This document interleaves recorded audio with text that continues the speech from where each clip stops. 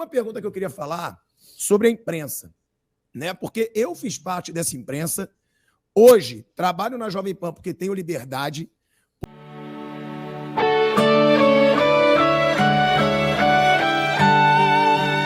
Eu sei a corja que é essa imprensa de esquerda, onde você não pode ter uma opinião diferente, senão você é minado. Eu trabalhei na Globo 9 anos. Eu sei o que eu estou falando. Agora, muito se diz que você desrespeita a imprensa, quando é o contrário. A imprensa te desrespeita. Você simplesmente responde e você é de verdade. Por isso que, assim como o Paulo, eu também tenho o meu voto declarado em você, porque você é de verdade, ao contrário de muito político.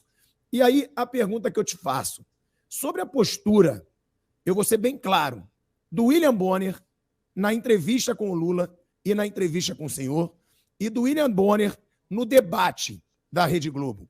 Você achou justo? É vergonhoso, né? Primeiro, o sorteio pode ser que tenha sido isento. Eu fui o primeiro a falar. Se eu for depois do Lula, complicava o negócio. Agora, o William Bonner se postou como jurista. O senhor não deve mais nada à justiça. Pô, o cara foi condenado em 3 instâncias por unanimidade. Você vê vários delatores devolvendo 6 bilhões de reais. Você vê a gente pagando para os Estados Unidos outro $1 bilhão, tendo em vista a preços maquiados nos combustíveis no Brasil, que prejudicou os acionistas lá de fora. Você vê o Palocci falando que ele recebia dinheiro até via ajudante de ordem dele. Ó, Alexandre Moraes, ajudante de ordem dele, não é meu não, tá? Inclusive, você vê acho que foi o Renato Duque, se não me engano, lá no hangar de São Paulo, da TAM, tá? Ele falou que esteve lá em delação premiada e que o Lula sabia de tudo. O Palocci diz também que ele, no final do mandato dele, ele conseguiu uma conta de 300 milhões lá fora. Ora, puxa vida, que o William Bonner, só você não enxergou isso? Quando eu falo do endividamento da Petrobras, 900 bilhões, daria para fazer 60 vezes a transposição de São Francisco. Esse povo sofrendo por falta d'água lá.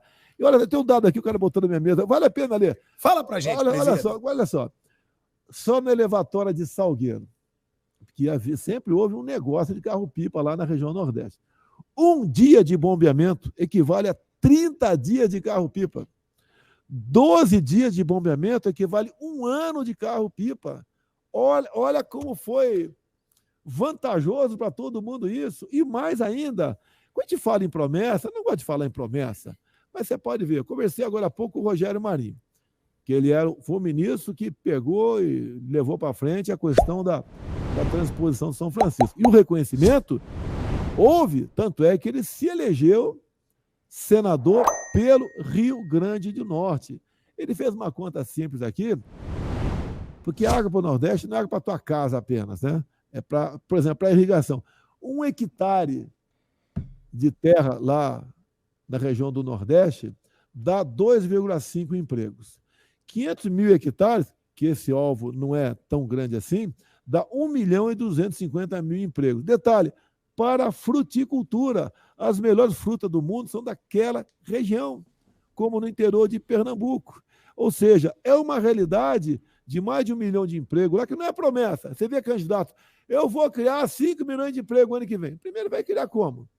O chefe do executivo, presidente, governador e prefeito, não cria emprego, a não ser que ele crie cargo em comissão ou abra concurso público. Quem cria um emprego é a iniciativa privada, é o fazendeiro, é o produtor ali da agricultura familiar, é o empresário, o industrial.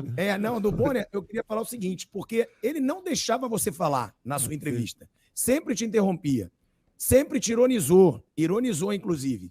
E com o Lula, ele chegou a deixar o Lula falar cerca de 2 minutos sobre corrupção. Ele não interrompeu o Lula. Você acha que teve uma diferença? Não há dúvida que houve, mas foi combinado. O Bonner, no meu entender, tem muita chance de ir para o Supremo Tribunal Federal. Porque você não precisa sequer ser advogado, tem que ter conhecimento jurídico. E o Bonner demonstrou conhecimento jurídico, né? Senhor presidente Luiz Inácio Lula da Silva, o senhor não deve absolutamente nada para a justiça. Vamos lançar na hashtag aí, Boni pro Supremo. Tá?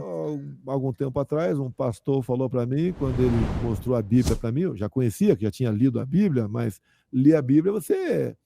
Não é assim, não vai ficar tudo aqui na tua memória.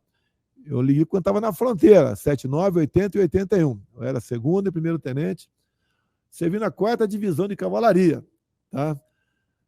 Lembra do teu avô que é de cavalaria. E ali esse pastor falou para mim, né? Aqui é a caixinha de ferramenta do ser humano. Não é a mala do gato Félix, mas a caixa de ferramenta do ser humano. E eu, nos momentos difíceis, eu me socorro da palavra, ou alguém dá um bizu para mim, né? Dá uma dica para mim. Não quero entrar em detalhes do que aconteceu, posso falar muita coisa, mas tem uma passagem bíblica que diz: por falta de conhecimento, meu povo pereceu.